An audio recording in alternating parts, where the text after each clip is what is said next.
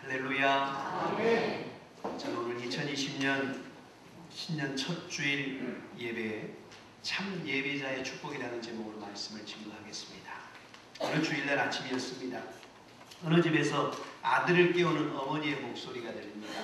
아들아, 얼른 일어나라. 오늘 주일이지 않니? 교회 예배 드리러 가야지. 그러자 아들이 피곤한 듯 기지개를 피면서 어머니, 오늘 하루만 예배 안 드리면 안 될까요? 아이, 그게 무슨 소리야? 예배를 안 드리다니. 쓸데없는 소리 하지 말고 얼른 일어나. 아유, 오늘 이상하게 피곤하고 꾀가 나네요. 아니, 평소에 안 그러던 녀석이 오늘 도대체 왜 그래? 이유가 뭐니? 아이, 사람들이 저를 좋아하는 것 같지도 않고 예배 드리고 싶은 마음도 별로 없어요. 별소리를 다 하는구나. 안 돼. 세 가지 이유 때문에 안 된단다. 첫째는 예배는 사람들 보러 가는 게 아니고 하나님을 만나러 가는 것이기 때문이고, 둘째는 예배는 기분에 따라 드리는 게 아니라 교인의 의무이기 때문이단다. 그리고 세 번째는 가장 중요한 이유인데, 그건 네가 우리 교회 담임 목사이기 때문이야.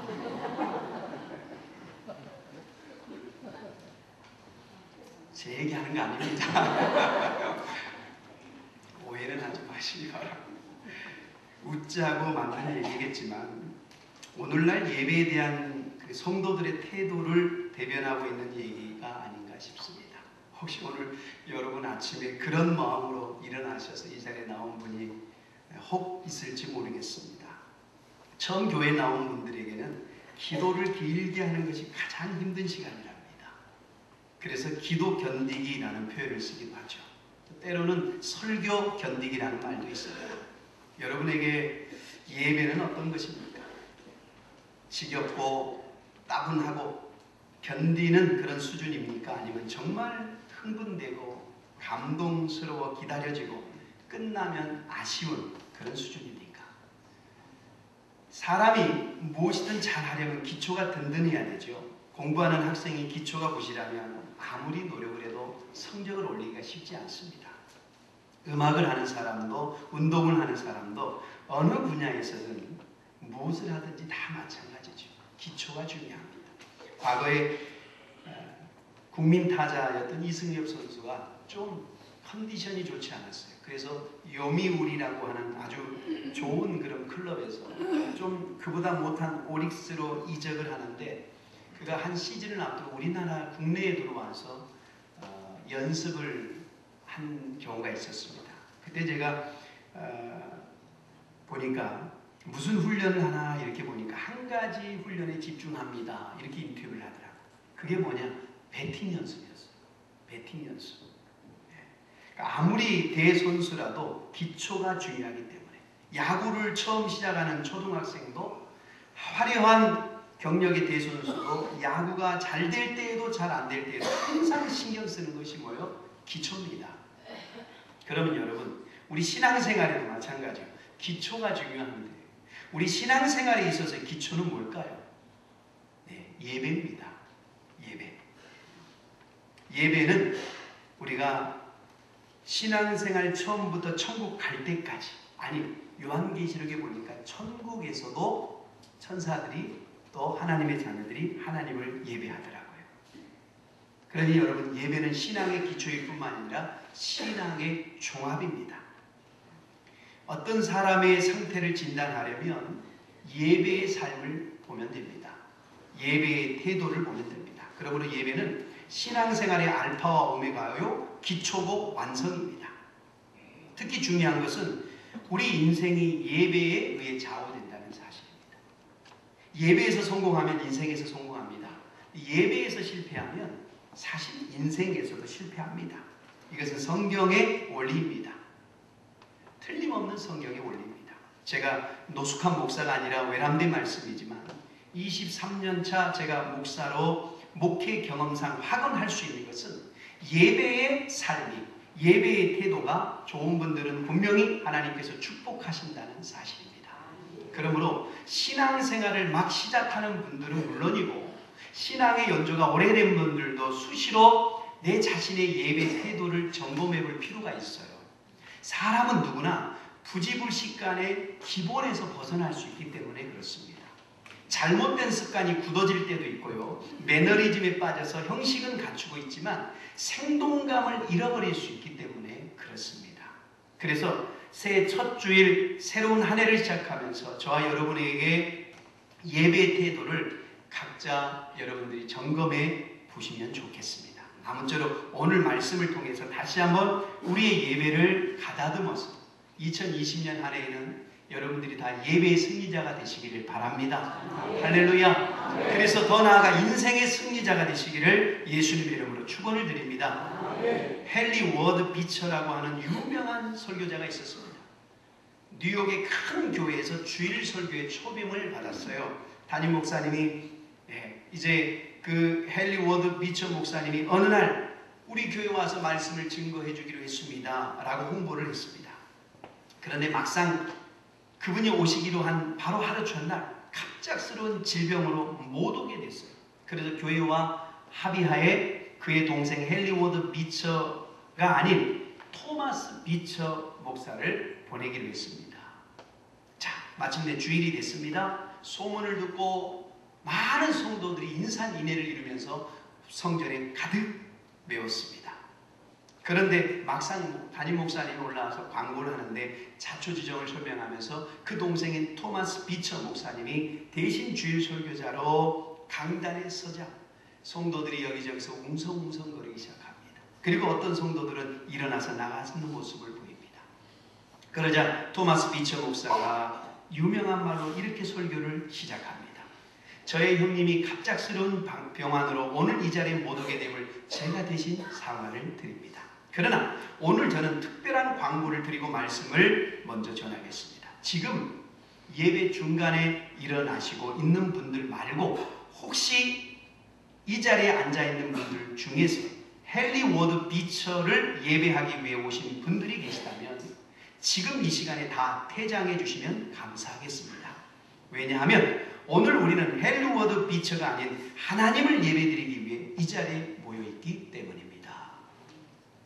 장례는 조용해졌고 그날의 예배는 정말 성령의 놀라운 기름 부음의 은혜가 충만했다는 사실입니다. 여러분, 도대체 예배가 무엇입니까? 왜 우리는 이렇게 주일마다 공예배에 참여해야 되는 것일까? 이 질문에 대한 해답을 저는 오늘 본문에서 구하고자 합니다. 먼저 요한계시록 4장과 5장은 하늘나라의 커튼을 하나님이 쫙 잠깐 열어주셨어요. 그리고 하늘나라에서 하나님을 예배하는 그 광경을 밤모섬에 갇혀있는 사도 요한을 통해서 환상 가운데 보게 만들어 주셨어요. 여러분, A.W. 토저는 그리스도인들의 모든 실패는 예배의 영광을 경험하지 못한 데서 기인한다 이렇게 말했어요. 오늘 우리는 참된 예배의 정의를 통해 예배의 영광을 알아보기를 원합니다. 도대체 예배란 무엇이냐? 첫째로 예배는 하나님의 임재를 경험하는 사건입니다. 오늘 우리가 여러분 모여서 하나님을 예배드릴 때 성령의 기름 부음에 의해 하나님의 임재가 이 예배당 가운데 임함을 믿으시길 바랍니다. 어느 성도님이 목사님 저는 예배드릴 때 하늘문이 열려지는 것을 좀 보고 싶습니다. 오늘 본문의 천상 예배가 그렇게 시작해요.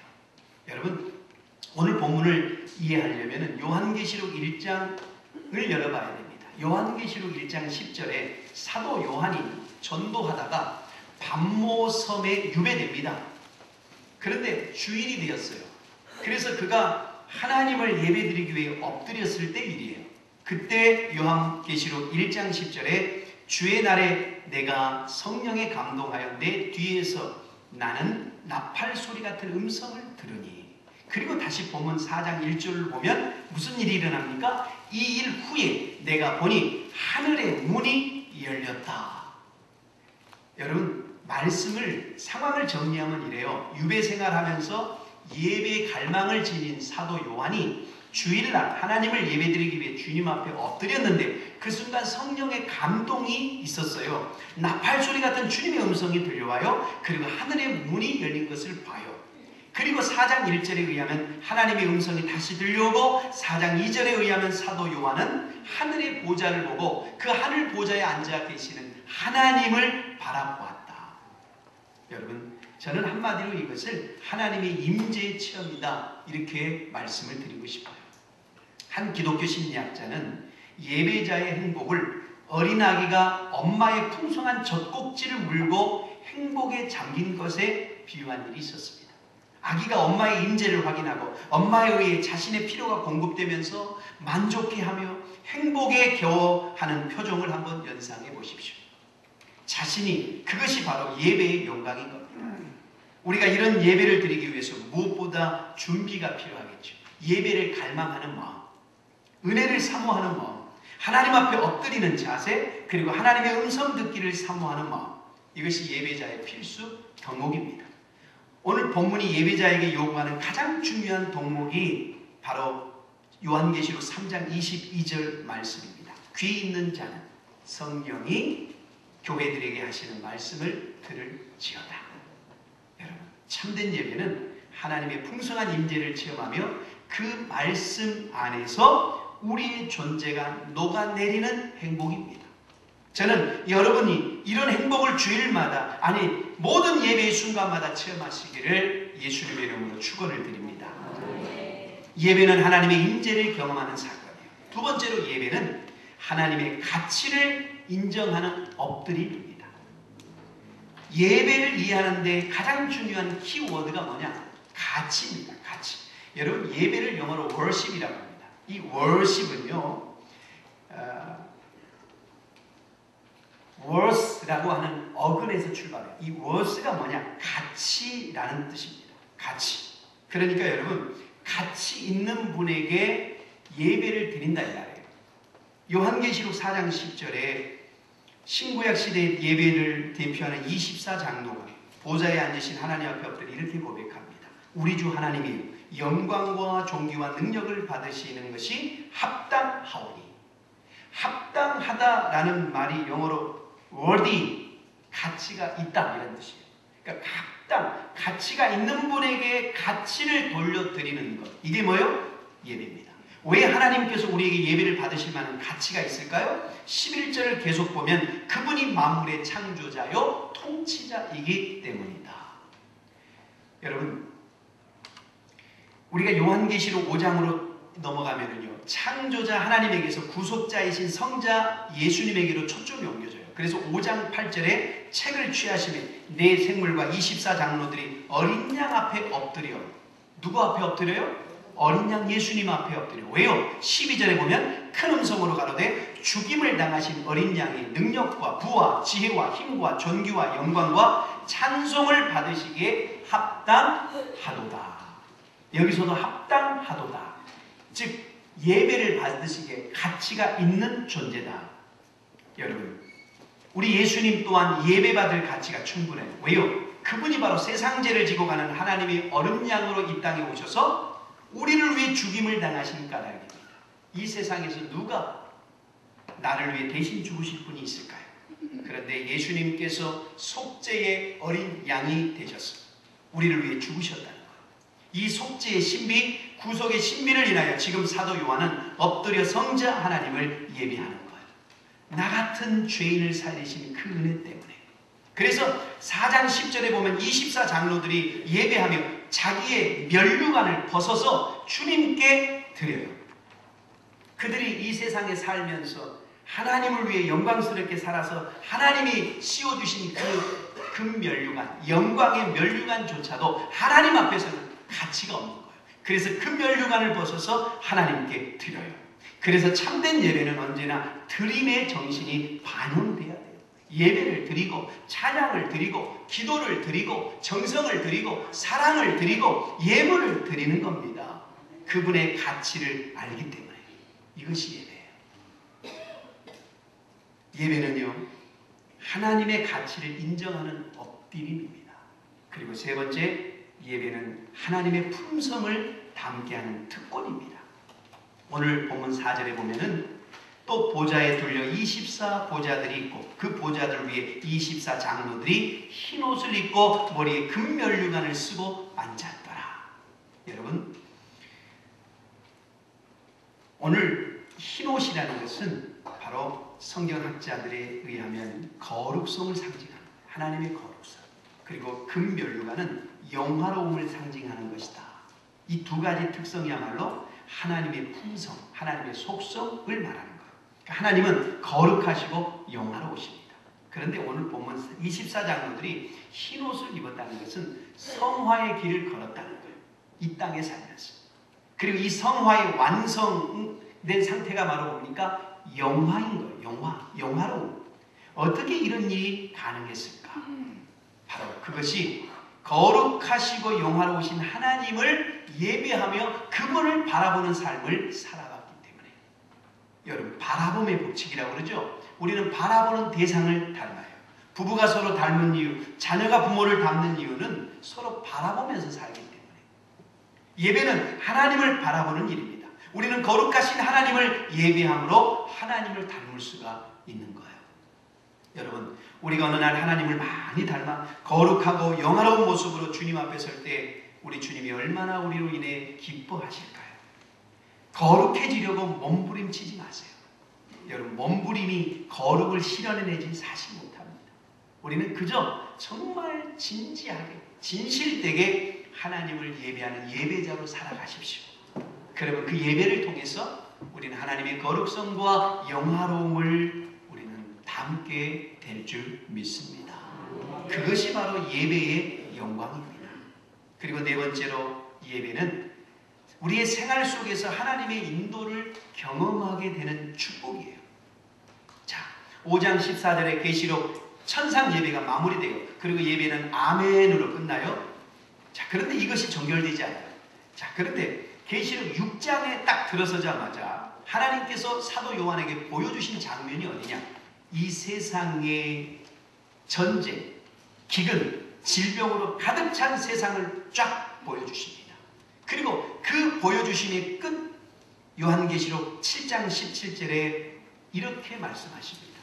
이는 보좌 가운데 계신 어린 양이 저희의 목자가 되사 생명수 샘으로 인도하시고 하나님께서 저희 눈에서 모든 눈물을 씻어주실 것입니다. 할렐루야. 여러분, 우리가 하나님을 예배하고 나아갈 세상은요, 정말 전쟁과 기근과 아픔과 슬픔이 있는 세상이라 이 말이에요. 그런데 우리가 신령과 진정으로 하나님을 예배하고 나아간다면 결코 이 세상을 두려워할 필요가 없다 이 말이에요. 왜요? 방금 전까지 보좌에서 예배를 받으시던 그 어린 양 예수님이 이제는 목자가 되셔서 거친 세상 길을 걷는 우리 곁에 계셔서 우리의 손을 잡아주시고 함께 세상을 걸으시면서 우리의 눈물을 씻어주시고 우리를 생명수 샘물로 인도해 주시기 때문에. 할렐루야. 그분은 예배만 받으시는 분이 아니에요. 찬양과 기도만 받는 분이 아니라 이 말이에요. 그분은 당신을 예배한 사람들을 인도하기 위해 이제는 목자로서 우리 앞에 계셔서 우리를 이끌어 주시겠다 이 말입니다. 예배가 끝나는 우리 손을 잡고 그분은 이제 문제와 갈등이 있는 우리 가정, 우리의 직장으로, 우리의 사업의 장으로, 그리고 우리가 고단한 세상 광야를 함께 가주시는 겁니다. 할렐루야. 이것이 예배의 축복이에요. 예배의 영광이에요. 세계 2차 대전이 발발했을 때 대영 제국의 국민들은 깊은 절망과 두려움에 빠졌어요. 저 독일 나치와 대항에서 이길 승산이 없었기 때문에. 그때 처칠 경이 그 당시 가장 백성 국민들에게 존경을 받는 주교였던 윌리엄 템플에게 대국민 연설을 부탁합니다. 자, 이제는 윌리엄 템플 추기경이 이제는 연설을 합니다. 이렇게 시작합니다. 대영 제국의 국민 여러분, 지금은 우리가 하나님을 예배할 때입니다. 전쟁은 큰 일입니다. 그러나 예배는 더 큰 일입니다. 만일 우리 국민이 이와 같은 때에 진정 하나님을 예배할 수 있다면, 그리고 하나님을 바라보고 그 하나님이 우리와 함께하는 것을 믿을 수 있다면 전쟁은 결코 큰 일이 아닙니다. 그리고 우리는 능히 우리가 예배한 하나님의 도우심으로 이 전쟁을 승리할 수 있을 것입니다. 그 이후로 주일에 되었습니다. 영국의 모든 교회가 종을 울리기 시작했고 교회마다 예배하는 국민들로 가득 메워지기 시작합니다. 그리고 치열한 전쟁에서 버티고 견디고 마침내 승리를 할 수 있었습니다. 이것이 예배의 영광인 거예요. 여러분, 우리 모두 주일마다, 아니 예배의 매 순간마다 한평생 이런 예배의 영광을 체험하게 되시기를 예수님의 이름으로 축원을 드립니다. 자, 그렇다면 여러분, 우리가 어떻게 하면 참 예배자가 될 수 있을까요? 참 예배자. 여러분, 성경에 예배에 성공한 인물이 나옵니다. 히브리서 11장에 보면 믿음장이라고 그러죠. 근데 믿음이 어떤 것인지 1절, 3절까지 믿음에 대해서 설명해요. 그리고 4절부터는 그 믿음대로 살았던 사람들을 쭉 나열해요. 그래서 히브리서 11장은 천국의 명예의 전당이에요. 여기에 이름 실린 사람은 정말 대단한 신앙의 인물들이에요. 그런데 놀랍게도 그 첫 이름에 등장하는 주인공이 누구죠? 아벨입니다. 아벨. 히브리서 11장 4절에 이렇게 기록합니다. 믿음으로 아벨은 가인보다 더 나은 제사를 하나님께 드림으로 의로운 자라 하는 증거를 얻었으니 하나님이 그 예물에 대하여 증언하심이라. 그가 죽었으나 그 믿음으로서 지금도 말하느니라. 아벨의 이야기는요, 창세기 4장에 기록이 되어 있는데 별게 없어요. 아벨의 제사 이야기 딱 한 건이에요. 그런데 히브리서 11장 첫머리에 아벨의 제사를 언급해요. 그 제사가 그의 전생의 전체를 대표할 만큼 대단한 것이었다 이 말입니다. 그는 예배 한번 잘 드리고 순교했어요. 그런데 성경은 그의 이름을 크게 기록하고 있습니다. 얼핏 생각해보면 이게 뭐야? 의아하게 생각할 수 있지만 그만큼 예배가 중요하다는 거예요. 아벨은 예배의 대가요, 예배의 승리자였어. 우리가 그의 예배를 배울 수 있다면 우리도 인생의 승리자로 살아갈 수 있을 줄 믿습니다. 사무엘하 24장에 보면 다윗이 실수한 사건을 기록해요. 다윗이 하나님만 의지하고 하나님께서 복 주셨어. 이스라엘의 위대한 성군이 되고 나라가 굉장히 부강해졌어요. 많은 주변 국가들이 이제는 조공을 바칠 정도의 부강한 나라가 됐어. 그러니 다윗이 은근히 내 나라가 이렇게 강대국이 되었구나. 감히 누가 내 나라를 엿보겠어? 생각하다가 그만 큰 실수를 저질러요. 여러분, 하나님의 복으로 여러분의 사업장이 커지고 은행에 돈이 쌓이고 자녀들이 잘 될 때 하나님을 더 의지하시기 바랍니다. 아, 이만하면 평생 먹고 살겠네. 내가 받은 복이 크네 라고 하다가는 그것들이 하루아침에 날아갈 수가 있어요. 에레미야서 17장 5절에 무릇 사람을 믿으며 혈육으로 그 권력을 삼고 마음이 여호와에게서 떠난 그 사람은 저주를 받을 것이라. 그는 사막의 떨기나무 같아서 좋은 일이 오는 것을 보지 못하고 광야 건조한 곳 건건한 땅 사람이 거하지 않는 땅에 거하리라. 그러나 무릇 여호와를 의지하며 여호와를 의뢰하는 그 사람은 복을 받을 것이라. 그는 물가에 심기운 나무가 그 뿌리를 강변에 뻗으며 더위에 올지라도 두려워 아니하며 그 잎이 청청하며 가무는 해에도 걱정할 것이 없고 결실이 그치지 아니할 것이다. 여러분, 하나님만 의지하면 결실이 그치지 아니할 줄 믿습니다. 우리는요, 어떤 아무리 일이 잘 돼도 하나님만 의지해야 돼요. 그런데 다윗이 어느 날 요압 장군을 불러서 군사의 수를 파악해라. 인구조사를 해봐라. 내가 얼마만큼 위대한 나라, 이 부강한 나라의 왕이 되었는지 은근히 과시하고 싶었어. 다윗이 하나님만 의지했던 다윗이 군사를 의지하게 된 거예요. 요압이 9개월 20일 만에 조사를 끝내고 다윗에게 보고합니다. 칼을 뽑아 싸울 수 있는 용맹한 군사들이 130만 명이나 됩니다. 다윗이 역시. 그런데 갓 선지자가 어느 날 찾아왔어요. 왕이여, 하나님께서 진노하셨습니다. 그래서 이 세 가지 중 하나를 선택하라고 말씀합니다. 당신이 하나님을 의지하지 않고 군사를 의지했던 그 죄를 하나님이 죄값을 물으시는데 세 가지 옵션 중에 하나를 선택하십시오. 첫째, 7년 흉년을 겪을 것인지, 두 번째, 3개월 동안 적군에게 쫓겨 다닐 것인지, 셋째, 3일 동안 전염병으로 백성이 쓰러지는 것을 볼 것인지 그 중에서 하나를 택하십시오. 다윗이 선지자가 아들에게 내가 공경에 빠졌고 내가 큰 잘못을 했습니다. 하나님께서는 긍휼이 크시니 나는 하나님의 손에 빠지겠소. 사람의 손에 빠지기 싫습니다. 그래서 전염병을 주세요. 그래서 하나님이 원력을 내리셔서 3일 만에 7만 명이 백성들이 죽어나가죠. 다윗이 영안이 열려 아라우나 타작마당에서 칼을 뽑아들고 백성을 치는 천사들을 봅니다. 그리고 무릎을 꿇어서 하나님, 제가 악을 행했는데 왜 이 양무리를 치시나이까? 이 양무리가 무슨 죄가 있습니까? 주여, 나와 내 집을 치소서. 그때 갓 선지자가 와서 왕이여, 어서 아라우나의 타작마당에서 예배를 드리십시오. 그러면 재앙이 멈출 것입니다. 여러분, 예배만 드려도 재앙이 오지 않습니다. 믿습니까? 여러분의 가정에 천사가 하나님의 재앙과 채찍을 가지고 오는 일이 없기를 바랍니다. 하나님께서 우리에게 진노하셔서 채찍을 가하시다가도 우리가 하나님 앞에 나와 진정으로 예배드리면 하나님은 그 진노를 거두시고 재앙을 그치게 할 줄 믿습니다. 그러나 예배는 아무 데서나 드리는 게 아니에요. 아라우나의 타작마당은 아브라함이 이삭을 바친 곳입니다. 주일날 바닷가에서 산에 가서 예배 드리는 것은 예배가 아니죠. 하나님께서 지정하신 교회에서 드리는 예배가 참 예배인 줄 믿습니다.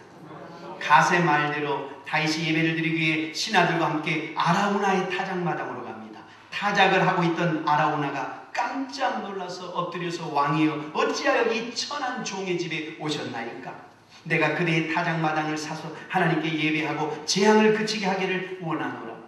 왕이여, 왕이 원하시는 대로 모든 걸 그냥 다 드리겠습니다. 번제할 소도 있습니다. 농기구를 다 장작으로 쓰셔서 하나님 앞에 예배를 드리십시오. 아니다. 내가 값을 주고 너에게서 살이라. 값없는 하나님 여호와께 번제를 드리지 않겠다. 그리고 은 50세겔로 타작마당과 소와 농기구를 사서 하나님 앞에 예배를 드릴 때 하나님의 진노가 그치고 재앙이 멈췄습니다. 할렐루야. 다윗은 아침 저녁으로 예배하는 사람이었어요. 값없는 제사를 드리지 않았어요. 우리도 여러분 값진 예배를 드릴 수 있기를 바랍니다. 마음과 정성을 다해서 하나님께 드리는 예배가 되시기를 바랍니다. 그런데 이 아벨의 제사가 그랬다 이 말이에요. 아벨은 더 나은 제사를 드렸다. 더 나은 제사, 더 나았다라는 것은 온전한 제사, 참된 예배를 드렸다 이 말입니다. 그렇다면 저 더 나은 제사, 참 예배의 요소가 뭐냐? 오늘 아벨의 예배를 통해서 세 가지를 말씀합니다. 첫째는 뭐냐? 속죄의 피가 있는 제사입니다. 여러분, 성경을 읽을 때 우리는 유의사항 중에 하나는 앞뒤의 문맥을 살피는 게 중요합니다. 창세기 4장에 보면 가인이 제사를 하나님이 거부했어요.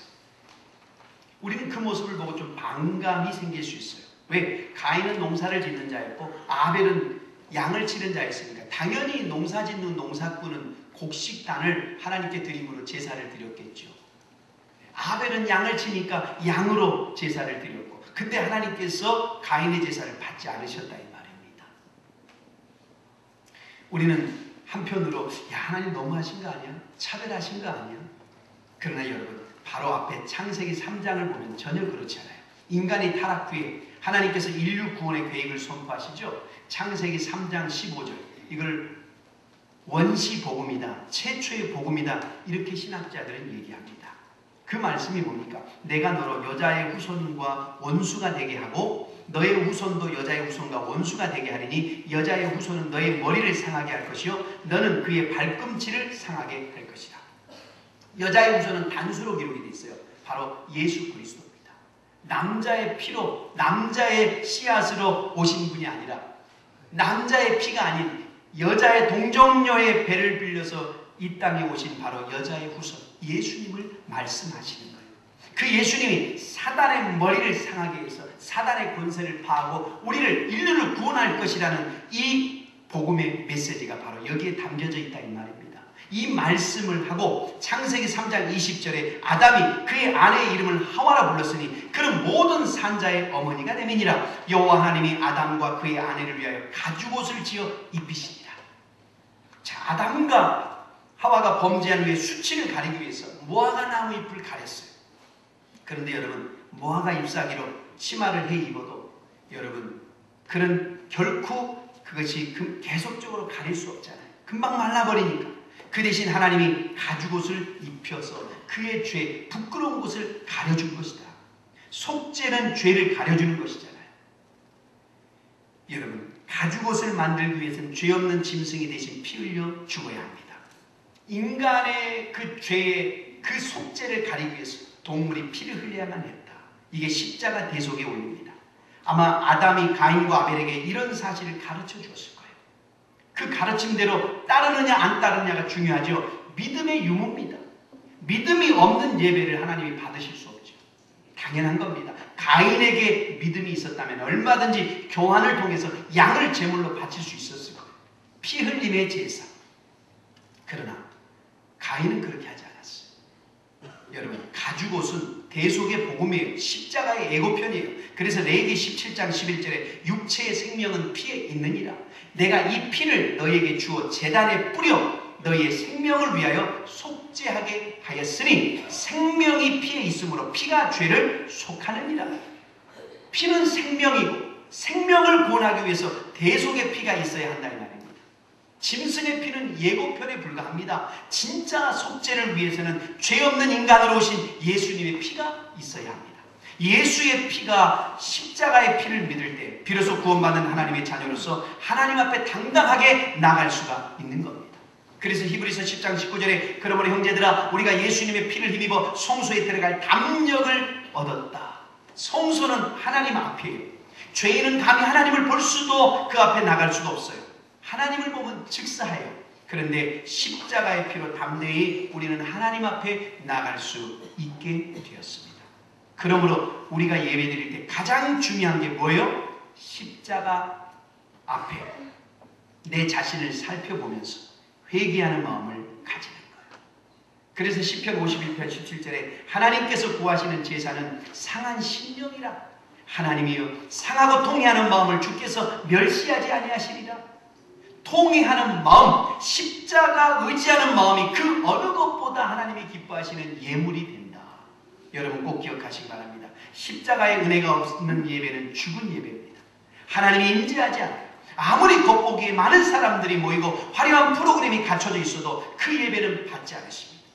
우리의 기도 가운데 찬양 가운데 십자가의 은혜를 사모하는 마음이 깔려 있어야 합니다. 부디 저와 여러분의 예배 가운데 통회하는 마음과 십자가 은혜를 사모하는 마음이 충만하기를 예수님의 이름으로 축원합니다.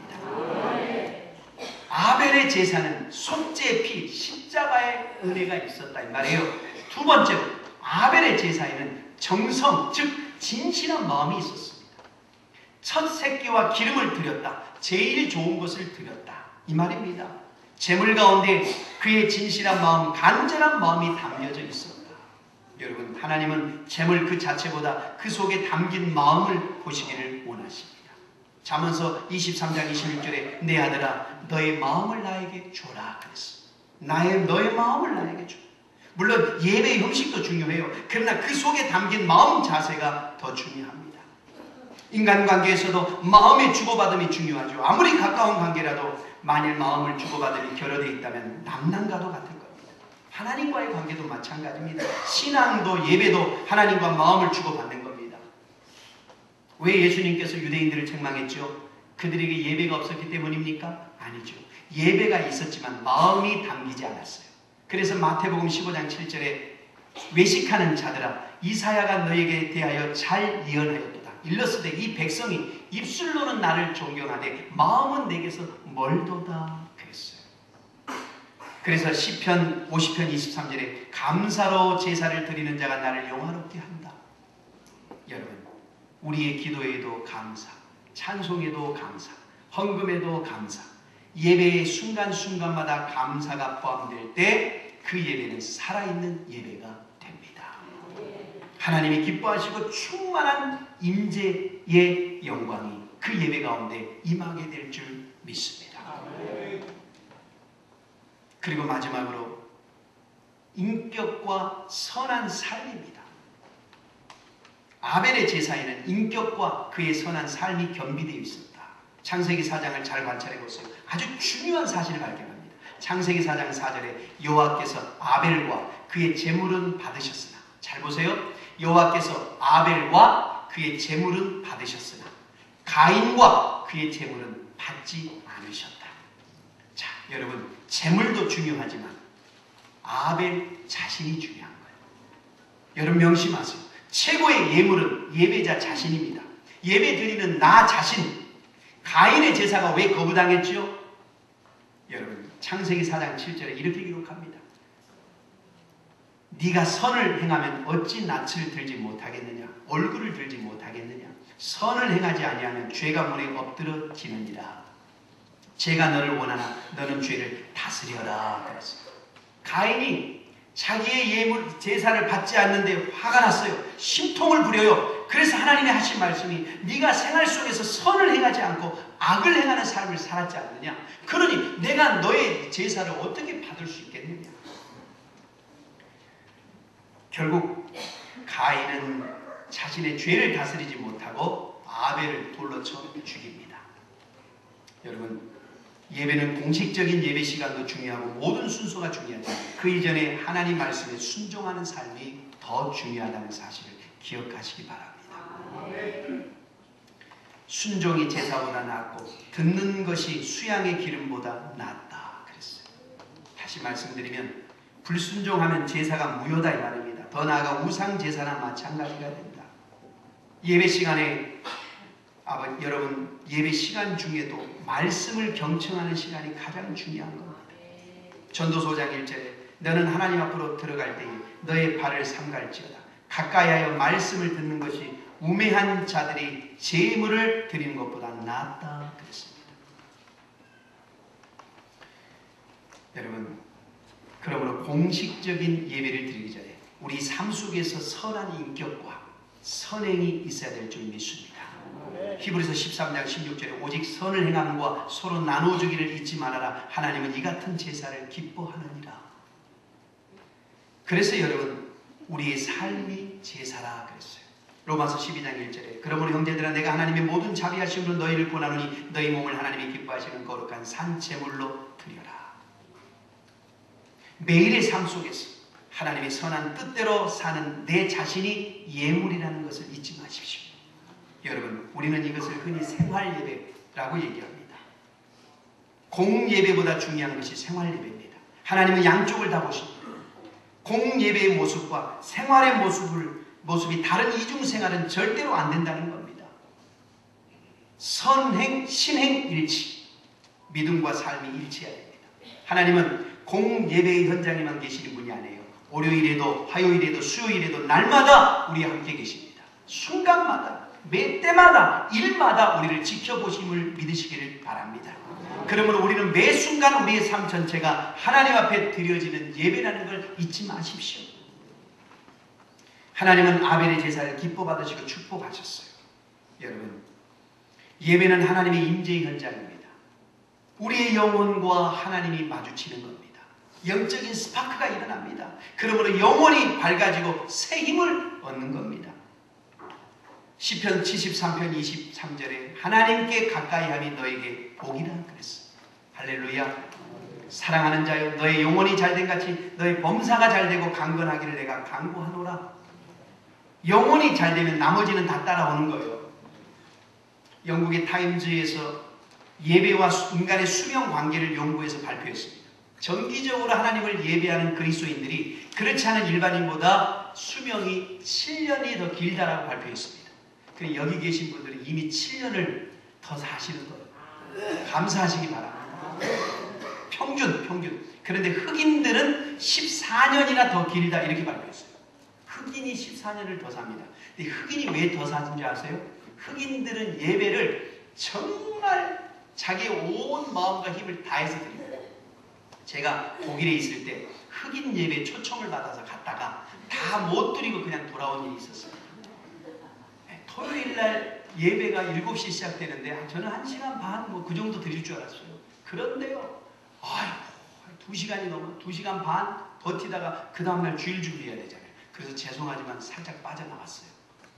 예배를 드리는데 온 성도들이요 다 일어나가지고 이렇게 예배해요. 할렐루야 흔들면서 찬양하면서 하면서 아멘 아멘 하면서 또 막 흔들면서 또 앉았다가 또 말씀을 듣다가 또 일어나서 춤추다가 온 몸으로 진짜 그렇게 예배를 드리는데 제가 감동을 받았어요. 그 예배 드리는 모습을 통해서.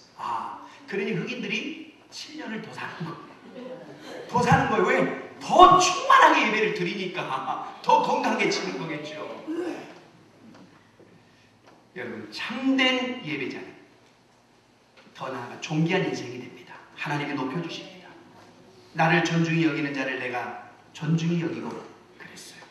하나님은 예배자를 높여주시는 줄 믿습니다. 이용규 선교사님이 내려놓음이라는 책을 쓰셨죠. 우리 한국의 베스트셀러. 많은 교인들이 읽고 도전을 받았습니다. 그분이 몽골에서 교회를 개척했어요. 한 자매가 귀가 안 들렸어요. 그런데 정말 기도 가운데 귀가 뚫린 거예요. 얼마나 감사합니까? 얼마나 좋았겠어요. 하나님이 살아계심을 체험했고 당연히 예배를 사모하게 됐을 거예요. 그런데 이 자매가 소를 잃어버려요. 소. 몽골에서 여러분 소는 전 재산입니다. 몇 시간 동안 찾아 헤매도 발견할 수 없었어요. 그런데 예배 시간이 다가와요. 얼마나 갈등이 됐을까요? 하지만 그 자매는 결단하고 예배 자리에 나갔습니다. 선교사님도 그 사정을 알고 하나님께 간절히 기도합니다. 자, 예배가 끝났습니다. 그런데 밖에서 소 울음소리가 음모 하고 들리는 거예요. 하나님이 그 소를 교회 정문에다가 딱 주차해 놓으셨어요. 그러다가 하나님의 역사입니다. 여러분, 예배의 회복은 모든 것의 회복입니다. 믿습니까? 한번 따라 하십시오. 예배의 회복은 모든 것의 회복이다. 오늘 이 말씀을 마음에 새기시고 내 자신의 예배를 잘 진단해 보시기 바랍니다. 그래서 아벨의 제사 같은 참된 예배를 드리시고 하나님께 예배가 승리하는 삶을 사시기 바랍니다. 여러분, 모든 공예배를 회복하는 새해가 되십시오. 예배 지경을 좀 넓혀보세요. 주일날만 예배 드렸던 분들은 수요 예배 한번 드려보시고, 또 수요 예배 드렸던 분들은 금요 철야도 한번 드려보시고, 그래서 공예배를 여러분 넓혀가시기를, 예배 지경을 넓히시기를 예수님의 이름으로 축원을 드립니다. 할렐루야.